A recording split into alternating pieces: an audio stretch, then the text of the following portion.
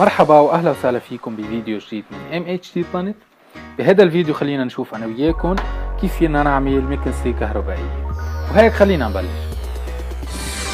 تعلن شركة أجندا جروب عن بدء موعد استقبال طلبات التسجيل بجامعات الدرجة الأولى الروسية باللغتين الروسية والإنجليزية للطلاب العرب بالكليات التالية: الطب العام، الأسنان والصيدلة، وأيضاً بكلية الهندسة على أنواعها. للراغبين بالتسجيل أو لمزيد من المعلومات الاتصال على الأرقام بأسفل الفيديو.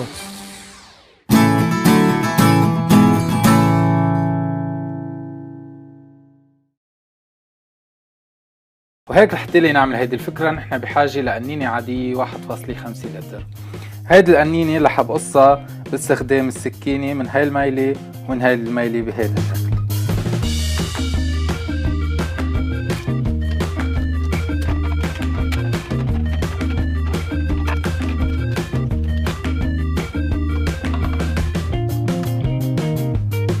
برجع باستخدام هيدي القنينة المعدنية رح بحضر المروحة اللي بدها تركب على الموتور تبع المكنسة بهذا الشكل.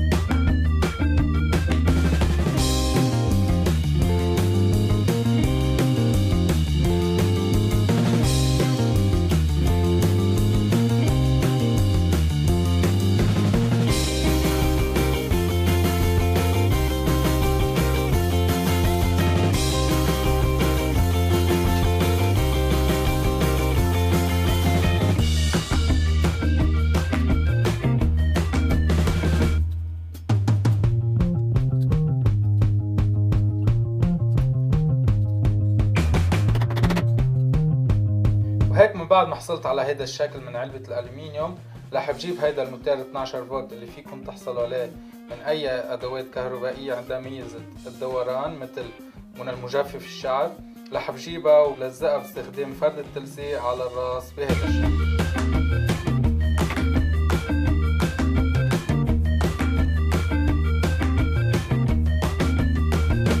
وباستخدام هيدا القسم من القنينة رح بفتح فتحات بهذا المكان لحتى يخرج الهواء عند عملية الشفط.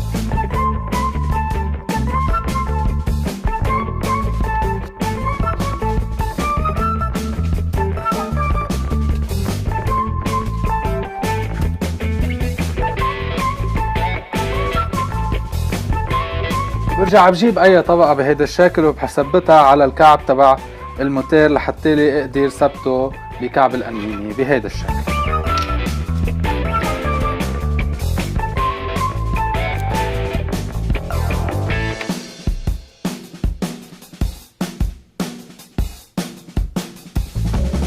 برجع بثبت الموتور بكعب القنينة باستخدام فرد التلزيق بهذا الشكل.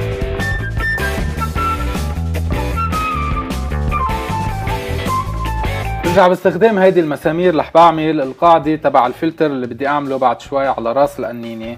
بثبت هول المسامير بهذا الشكل.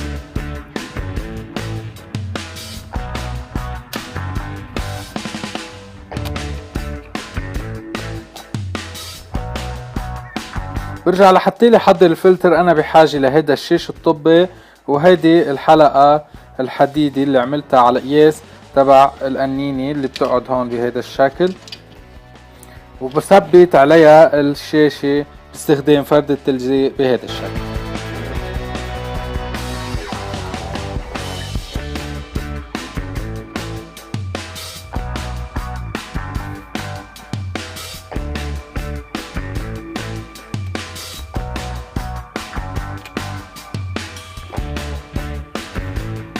برجع بجيب الطبقة الموجودة عندي هون وبفتح من النص مطرح لهيدا النربيش اللي رح بيكون الراس تبع المكنسة بهذا الشكل.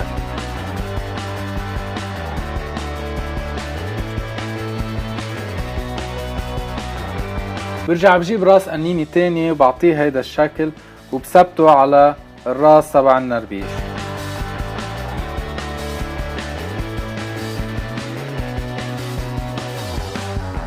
برجع باستخدام شقفة نربيش تاني رح بثبتها وبعملها مثل مسكة للمكنسة الكهرباء بهيدا الشكل.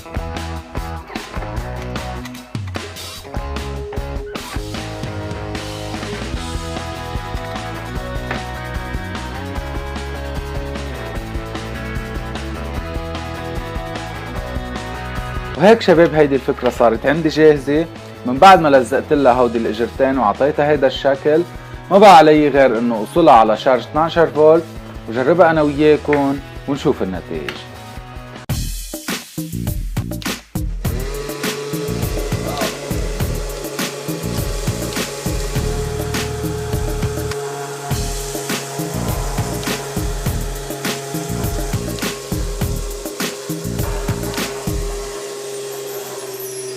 وهيك شباب هيدا كان كل شي بدي اشوفه انا وياكم. بتمنى اذا عجبتكم هيدي الفكرة تعملوا لايك واشتراك، وما تنسوا تعطوني افكاركم لنعملها بالشهر الفضيل.